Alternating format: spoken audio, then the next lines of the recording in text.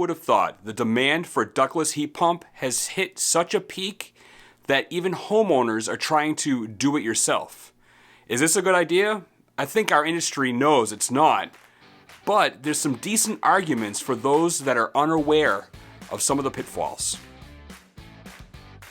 Welcome back, I'm Chris Moore with HVAC Pro Blog, and when I talk about do-it-yourself anything in the HVAC industry, it's typically a bad idea. There's always this next furnace or air conditioner, or in this case, mini split heat pumps, where people want to try to do it yourself. I'm going to probably try to argue two sides here. I'm going to give you the HVAC professional in me, and also the little bit of energy geek that I have still deep down inside. So, as an HVAC professional, I think the first argument for no do-it-yourselfers is the fact that you're probably not going to be able to get the correct size. The argument here is always, well, it's variable speed. But if you're not doing an ACA Manual J version 8 load calculation, you're never going to be able to get the correct size during peak demand. Plus, whether you're an HVAC professional or even just a homeowner, if you're installing this permanently in your home, you should be pulling a building permit across the entire United States. And guess what? Manual J version 8 is required when you file for that building permit. Not only is sizing a concern, and typically everybody's worried about if it's big enough, but oversizing is a bigger concern with any HVAC product, particularly a heat pump in a cold climate. A lot of people are very concerned with the heat loss of the building, and they try to install a system large enough to handle the entire heat loss. But guess what? It's going to short cycle, particularly under low loads during the majority of the season and probably all summer. So that means it's not going to remove the moisture you think. And these systems can only ramp down so far. So yes, you should do a load calculation. You should size it correctly so it short cycles the least amount of time, which of course translates to the least amount of energy use and the most amount of comfort. Now, another key piece of quality installation is making sure you vacuum the system out. Most homeowners do not have access to these tools. A proper vacuum of the system will require not just a vacuum pump and a set of gauges, but also some nitrogen and a good regulator. You're going to have to do a triple evac in order to get a high quality installation on your variable speed heat pump. Oh, but don't worry. These manufacturers thought of that when they're selling these DIY kits. They sell pre-charged line sets. I'm sure that's going to work out. Have you ever used a quick disconnect fitting on, your gauges? Guess what? They wear out.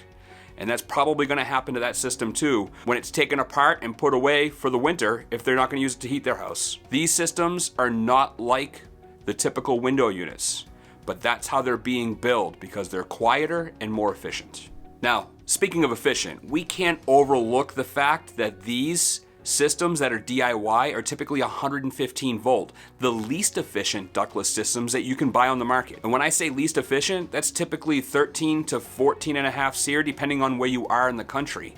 If you get a system that's sold by a manufacturer to HVAC professionals, you can get systems as high as 33 SEER, and the savings is exponential every time you go up. But hey, even that DIY system that's 115 volt is still better than that window shaker that was in there. Now, for those of us that are HVAC professionals, I can say we always rest on the fact that we need certification to buy refrigerant-based systems. But guess what? Section 608 of the EPA Clean Air Act does not actually regulate R410A and HFC refrigerants. So the fact that these systems are pre-charged is still okay to sell to homeowners. Hey, don't kill the messenger. But just because it's okay to sell this to a homeowner does not change the fact that you can't vent HFCs into the air. That requirement is still in place. And if you're gonna disconnect these systems and that's vented, the rules still apply. I'm gonna dig deep and try to argue the other side here as an energy geek.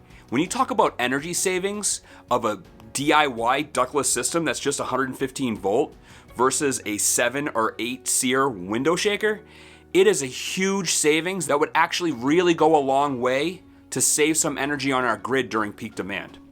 So even though it could waste a little bit and there's a better opportunity, it's still better than the homeowner running down to their local big box store and buying another window shaker when that thing fails. And we can't ignore the technology advancement. These pre-charged line sets some kits that are sold in order to install it through window openings so you don't have to drill holes, will actually allow some of the less competent homeowners to install these systems in their home. And even some HVAC professionals are not good at making flare fittings. So with these quick connects, if it goes in once and it stays there, hey, anything's possible. And don't forget that windowsill accessory. Hey, they're making it easier to actually install these systems and retrofitting in a home without having the expertise or the tools that are necessarily needed for a professional install.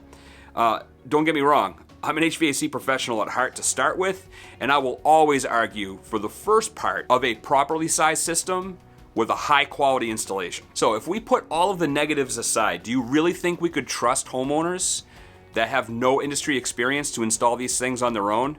I mean, I can see it now. Those big box stores offering rental DIY kits so they could possibly do it themselves correctly. It could cut the upfront cost of some of these things to a point where more people could afford it. But please, don't make this commonplace where I live. I have to say, energy rebate programs should never provide an incentive to a homeowner that does it themselves. Plus, imagine being a dealer of some of these brands that are selling to them. Boy, I would jump ship now. Considering all the problems we have in the industry with supply line issues and getting materials that are needed, I guess I can say things probably could be worse. Thanks for joining me this week at HVAC Pro Blog, where we provide advice for residential system design, quality installation, and system diagnosis. I'll see you soon.